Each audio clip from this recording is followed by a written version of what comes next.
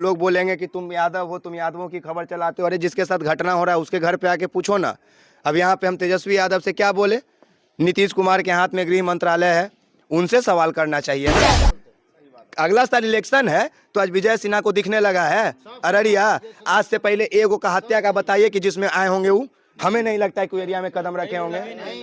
व्यक्ति थे नंद किशोर यादव जी। कहा जाता है कि शुरू से यादवों को हमारे गाय माता से जोड़ा जाता है। कहा जाता है गाय गैया चराने वाले जो थे श्री कृष्ण जी थे, तो कहीं ना कहीं इनके कुल के जो लोग हैं वो सबसे ज्यादा गौ माता को नहीं, उनको अपने आकाओं को वोट दिलवाना है। विजय सिन्हा इसलिए यहाँ नहीं आए थे कि वो यहाँ पे हमदर्दी जता सके। वो यहाँ इसलिए आए थे कि जब 2024 है तो हम वापस आके कह सके कि हम आपके दुख में शरीक हुए थे ना, तब वोट मेरे आदमी को दीजिएगा।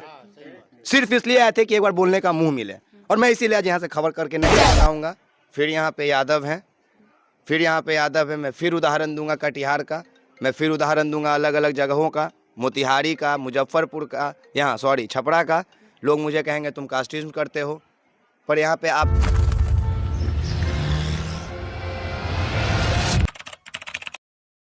कुछ बीत रहा है उन सदस्यों पर बखूबी आप देखकर समझ सकते हैं। हमें दोहराने की ज़रूरत नहीं है, क्योंकि एक परिवार से एक सदस्य का अचानक से चले जाना अपने आप में बहुत दुखद घटना होती है। हमारे साथ एक्सपोज मीडिया के विकास राज मौजूद हैं, जो हमारे साथ पटना से चल के तो आए हैं लेकिन खबर बना नहीं रहे हैं। विकास जी, क्या कहेंगे कि आज प्रशासन के न्याय के लिए ही प्रशासन से गुहार लगानी पड़ रही है? गुहार उहार तो ठीक है, वो दूर का बात है। प्रशासन को ये बताना पड़ेगा, ये बात हमें सोचनी चाहिए। और सबसे बड़ा बात जो आपने बोला कि यहाँ खबर बना नहीं रहे हैं, तो हम थोड़ा ज़ोर से बोल देते ताकि यहाँ पे जितने बड़े लोग बैठे हैं इनको भी पता चले कि हम क्यों नहीं खबर बना रहे हैं। अभी अररिया के रानीगंज से आ रहे हैं हम लोग, वहाँ पे जो विमल यादव हैं, पत्रकार थे दैनिक जागरण के, उनकी कल मौत ये हत्या कर दी गई गोली मार के, घर में आकर अपराधियों ने किया। मैं वीडियो अपलोड किया, अभी कमेंट में पड़ा हुआ है कि तुम तेजस्वी यादव से सवाल क्यों नहीं करते हो। अब मैं फिर यहाँ पे खबर बनाऊंगा, फिर यहाँ पे यादव हैं, फिर यहाँ पे यादव है। मैं फिर उदाहरण दूंगा कटिहार का, मैं फिर उदाहरण दूंगा अलग अलग जगहों का, मोतिहारी का, मुजफ्फरपुर का, यहाँ सॉरी छपरा का। लोग मुझे कहेंगे तुम कास्टिज्म करते हो, पर यहाँ पे आप सीरीज उठा के देखिए ना, सिलसिला किसका है। चाहे मैं ये नहीं कह रहा हूँ कि यहाँ पे किसी दूसरी जातियों ने या तीसरी जातियों ने या किसी वर्चस्व की लड़ाई ने किया। अगर बात कास्ट की आती है, अगर किसी के नाम के पीछे का टाइटल है तो उसको उप मुख्यमंत्री से जोड़ के क्यों देखा जाता है इस बिहार में। तेजस्वी यादव लालू प्रसाद यादव के बेटा हैं, जंगल राज आ गया, सबका उनके ऊपर टिकरा फोड़ा जाता है। मैं ये बोलूँगा तो लोग बोलेंगे तुम आरजेडी की गुलामी कर रहे हो। सच बता रहा हूँ मैं खुशबू जी, मैं इतने देर से मैं यही सोच रहा था कि जो तस्वीर सेम टू सेम, अगर इन लोगों को नहीं यकीन है तो अब मैं आप लोग को दिखा देता हूँ सर। जैसे अभी आपके घर में बच्चे बैठे हुए हैं, वैसे ही सेम टू सेम वहाँ पे लोग बैठे हुए थे। ठीक है,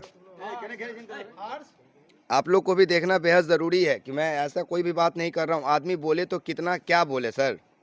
देखिए इसी तरह ना आपके भी यहाँ पे भी कमरे में सब लोग बैठे हुए हैं, इसी तरह ना आपके यहाँ भी छोटा बच्चा पीताम्बर लिए हुए हैं, इसी तरह पे मैम बैठी हुई हैं अंदर कमरे में। मैं सेम तस्वीर खिंचा के अभी 4 घंटा पहले आया हूँ। मेरे लिए सिर्फ तस्वीर कहानी बदला है, तस्वीर वही है। मैं क्या बोलूँ, जब बोलूँगा तो लोग बोलेंगे कि तुम यादव हो, तुम यादवों की खबर चलाते हो। अरे जिसके साथ घटना हो रहा है उसके घर पे आके पूछो ना। अब यहाँ पे हम तेजस्वी यादव से क्या बोले? नीतीश कुमार के हाथ में गृह मंत्रालय है, उनसे सवाल करना चाहिए ना। तो क्या वो हमारे मुख्यमंत्री नहीं है? अगर हम सरकार से सवाल कर रहे हैं तो क्या हम सत्ता से सवाल नहीं कर रहे हैं? तो क्यों बनाओ वीडियो में, क्यों मैं अपने ही लोगों को दुश्मन बना दूं? अगर मेरे ही वीडियो बनाने से अगर बाकी के समाज इनको छोड़ देगा, बोलेगा नहीं विकास आज वीडियो बनाया, कास्टिंग करता है, इनको इंसाफ नहीं मिलेगा। मैं का सवाल कहाँ से नहीं है, पर मैं दिखाया ना। यहाँ पे और भी जो 2-4 सीनियर भैया बैठे हैं, जानते हैं, उनको पता है ना। आइए ना सामने, आपको पता है ना कि मैं क्या बोल रहा हूँ, मैं कितना गलत बोल रहा हूँ। आप तो इसी घर के सदस्य हैं, आप ही एग्री कीजिए कि मैं गलत बोल रहा हूँ कि नहीं। तस्वीर बताइए ना, आप लोग को भी दिखाया ना। मैं क्या बोलूं सर वहाँ पे बैठ के कि सेम बच्चा को मैं ऐसे ही, अभी बस 4 साल इससे बड़ा बच्चा है, सेम वैसे ही पीताम्बरी लेके वैसे ही पलंग पे बैठा हुआ है, सेम वही तस्वीर है, आपने देखा है। कौन बोल सकता है सर? और उसके बाद बोलेगा कि तेजस्वी से सर सवाल करो। तेजस्वी के पास गृह मंत्रालय है क्या? उसके पास स्वास्थ्य मंत्रालय है, हर 1 महीना पे उससे सवाल किया जाता है। हमेशा उस पर यह आरोप, हम सीधा खुल के बोलते हैं कि आपके पिताजी का किडनी ट्रांसप्लांट कराना था तो आप सिंगापुर लेके गए थे, उसके पहले आप 3 दिन हॉस्पिटल में घूमने गए थे दिखावा करने के लिए कि PMCH गार्डनियर और IGMS में हम घूमेंगे, अब क्यों नहीं घूमते हैं आप? तो जहाँ पे जिसका मुद्दा रहेगा मैं उससे सवाल करूँगा ना सर। अगर मैं यादव जाति का हूँ और अगर हमारे समाज के साथ मैं 10 आदमी के सामने बोल रहा हूँ, आप लोग इंसाफ कीजिएगा। मुझे तो नहीं पता है कि आप लोग किस किस जाति से हैं, यहाँ पे तो आप लोग सभी अलग अलग जाति से होंगे, गांव के समाज के आप लोग हैं। लेकिन अगर मेरे बोलने से अगर किसी भी जाति के लोगों पे ये कहा जाता है कि तुम जातिवाद कर देते और उनको न्याय नहीं मिलेगा, तो फिर मैं गुनहगार होऊंगा कि नहीं होऊंगा? तो उससे बेहतर है कि मैं चुपचाप आके कम से कम मैं ये बोलता हूँ सोशल मीडिया पे कि मैं अपने समाज के लिए खड़ा हूँ। कम से कम इस घर के परिवार को तो पता चला कि नहीं विकास आया था।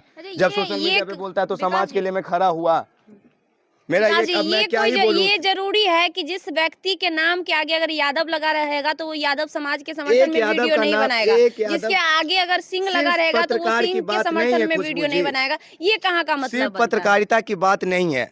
मैं फिर बोलूंगा, फिर लोग बोल देंगे कि जहाँ पे हत्या हुआ है, जहाँ पे उदासी गमगीन माहौल है, तुम वहाँ पे कास्टिज्म कर रहे हो। किस यादव को कहीं भी किसी भी यादव जाति के लोगों को आप उठा के देखिए, एक यादव जाति का नाम बताइए जिनका इज्जत से नाम लिया जाता हो। धरती पुत्र मुलायम सिंह यादव की जिस दिन मौत होती है उस दिन सोशल मीडिया पे अलग अलग चीज़ लिखा जाता है उनके बारे में। नहीं लिखा गया था तो बताइए। लालू प्रसाद यादव को चारा चोर बताया जाता है। खेसारी लाल यादव जो सिंगर है उसको भोजपुरी का मौगा बताया जाता है, छक्का बताया जाता है। कोई भी यादव में बढ़ता है उसको एक टैगलाइन दे दिया जाता है। तो अगर मैं यादव जाति का हूं, अगर मैं पत्रकारिता करने आया हूं और मुझे अगर जातिवाद से जोड़ा जाता है तो ये बहुत बड़ा पाप कोई नहीं कर रहा है। ये चलता आया है वर्षों से। नीतीश कुमार जी से आज सवाल होगा कि मैं नहीं? हमेशा ही करता हूं। आज होगा कि नहीं? 3 दिन बीत गए, 15 तारीख जो कि आजादी का दिन। बिल्कुल सवाल नहीं करूंगा। क्यों नहीं करेंगे? इसलिए नहीं करूंगा क्योंकि नीतीश कुमार जी क्या है, मुख्यमंत्री के साथ गृह मंत्रालय के भी मंत्री है ना, प्रशासन है ना। हम लोग अभी अगर हम लोग रात में यहाँ से 7 बजे पत्रकारिता करके निकलेंगे खुशबू जी, तो हम लोग ऐसे ढाबा पे अपना गाड़ी रोकते हैं जिस ढाबा के 200 मीटर पे प्रशासन की कोई गाड़ी खड़ी हो। क्यों भाई? कि वहाँ पे प्रशासन खड़ा है, हम पत्रकार लोग हैं, दुश्मन भी है दोस्त भी है, तो जहाँ पे प्रशासन खड़ा है हिम्मत मिलेगा इस ढाबा पे खाएंगे, कुछ होगा सामने से आके बचाएंगे तो हमें। और अगर वही प्रशासन अगर हमारे लिए निकलती है रातों को और सुबह में खबर आता है कि उनकी मौत हत्या कर दी जाती है गौ तस्करों के द्वारा या किसी भी तरीके से, तो यहाँ पे गौ तस्कर भी है, गौ तस्करी भी हो रही है, वो भी उस देश में उस राज्य में जहाँ पे अभी गौ माता को सर्व सम्मानीय करके पूजा जाता है। आज गौ रक्षक ही मोनू मानेसर ने इतना बवाल कराया कि नूह में इतना बड़ा हिंसा हुआ, ये सब जानता है। तो फिर अगर हमारे बिहार में भी अगर गौ का इधर उधर ट्रांसपोर्ट और तस्करी हो रहा है तो सरकार को रोक लगानी चाहिए ना। सरकार को रोक लगानी चाहिए। इस बात से क्या आज जो साहब की हत्या कर दी गई, क्या आज मैं चिल्ला के चला जाऊंगा नीतीश कुमार जी इनके आरोपी को सजा दे देंगे, तो क्या अब और किसी की हत्या नहीं होगी गौ तस्करी को रोकने के लिए या उन लोगों को रोकने के लिए? तो सवाल यहाँ पे ये कि इनको तो आप इंसाफ दीजिए, गौ तस्कर को आप उसको पकड़िए चाहे नहीं, पहले तो ये परिवार को नौकरी दीजिए जो आपका कर्तव्य बनता है। और दूसरा चीज कि गौ तस्करी अगर बॉर्डर के इलाके में हो रहा है, अगर शराब तस्करी हो रहा है जिसके वजह से प्रशासन के जान पे बात आती है, तो आपको पूर्णतः रोक लगाना पड़ेगा। आप एक एक करके हत्यारे को चुन के समाज नहीं सुधार सकते हैं, आप नहीं सुधार सकते हैं। आज एक गौ तस्कर को पकड़ के रखेंगे, कल उसका सरगना दूसरे लोगों को मारेगा। कितना को आप कर लीजिएगा, रोक लीजिएगा? नीतीश कुमार जी को ये बात नहीं समझ में आती है क्या? वो 17 साल में 8 बार मुख्यमंत्री का शपथ ले लिए, वो ना समझ है इसलिए ले लिए। आज मुझे समझाने की जरूरत है? मेरा जितना उम्र है उससे 10 साल कम से तो वो मुख्यमंत्री बने बैठे हैं। मैं क्यों समझाऊंगा उन्हें कि आपको क्या करना चाहिए नहीं करना चाहिए? नहीं तो 3 दिन हो गया और 3 दिन में अभी तक अपराधी का पता नहीं चल पाया है। ये 3 दिन में बहुत कुछ हुआ होगा। आज विजय सिन्हा जी यहाँ पे बीजेपी के नेता भी आए, आज पप्पू यादव भी यहाँ पे आए थे। ठीक है, पूछिएगा तो सब कहेगा कि हम राजनीति करने नहीं आए थे। ठीक है, पर 2024 और 25 का इलेक्शन खत्म हो जाने दीजिए। 3 साल तक कोई जनता के पास नहीं आएगा। जब इलेक्शन का टाइम आएगा तब, जब साल अभी कल अगला साल में इलेक्शन है तो सबको आज दिखने लगा है। अगला साल इलेक्शन है तो आज विजय सिन्हा को दिखने लगा है। अररिया आज से पहले एगो का हत्या का बताइए कि जिसमें आए होंगे वो, हमें नहीं लगता है कोई एरिया में कदम रखे होंगे। तो बताइए, तो उनसे पूछिएगा ना, जब पूछिएगा उन नेताओं से जो आए होंगे यहाँ पे, ठीक है, आके छाती पीटे होंगे, आंसू बहाए होंगे, उनसे कहिएगा कि साहब क्या हुआ, आप तो बहुत चिंतित थे। वो घर जाएंगे ना तो उनको पता तक नहीं चलेगा कि केगो के नाम पे हम वहाँ पे आंसू बहा के आए हैं।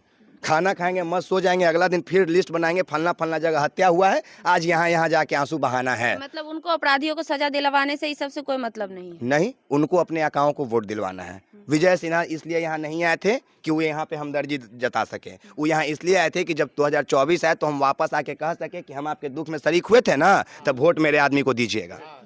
सिर्फ इसलिए आए थे कि एक बार बोलने का मुंह मिले।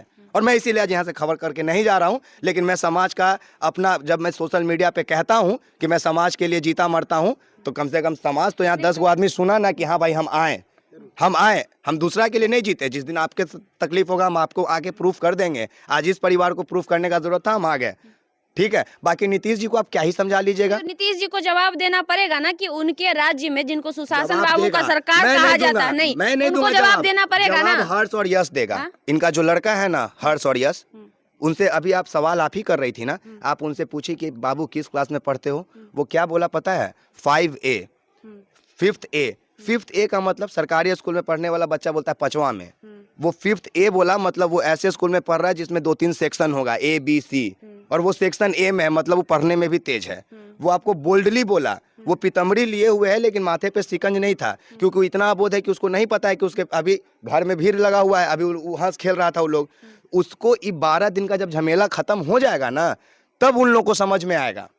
जब नेता लोग नहीं आएगा, ठीक है, काम क्रिया हो जाएगा, 13वां में सब समेट के टेंट पंडाल वाला जब चल जाएगा ना, तब उस बच्चा को समझ में आएगा। और जिस दिन उस बच्चा को समझ में आएगा ना, वैसा वैसा बच्चा खड़ा होकर तेजस्वी जी से सवाल करेगा। और हमको सवाल नहीं करना, हमको उन बच्चों को इतना अधिकार दिलाना है कि वो बड़ा होकर सवाल कर सके। चलिए, बहुत बहुत धन्यवाद। तो हमारे साथ विकास राज थे, साफ तौर पे इन्होंने क्या कुछ कहा आपने सुना। और एक बार फिर से हमारा सवाल, इनका भले सवाल हो चाहे नहीं सवाल हो, लेकिन इस बार हमारा सवाल माननीय मुख्यमंत्री नीतीश जी से जरूर होगा कि जरा बताइए कि क्या आपके, जिसको सुशासन बाबू का सरकार कहा जाता है बिहार में, वहाँ पे अगर पुलिस कर्मी ही सुरक्षित नहीं है तो जनता क्या ही सुरक्षित रह पाएंगे। और गौ तस्करी, जिसको जानते हैं कि गौ माता को पूरा देश, पूरा भारतवर्ष पूजता है, पूरा सनातन धर्म पूजता है, और उस वजह से मारा जाए। और खासकर जो व्यक्ति थे नंद किशोर यादव जी, कहा जाता है कि शुरू से यादवों को हमारे गाय माता से जोड़ा जाता है। कहा जाता है गाय गैया चराने वाले जो थे श्री कृष्ण जी थे, तो कहीं ना कहीं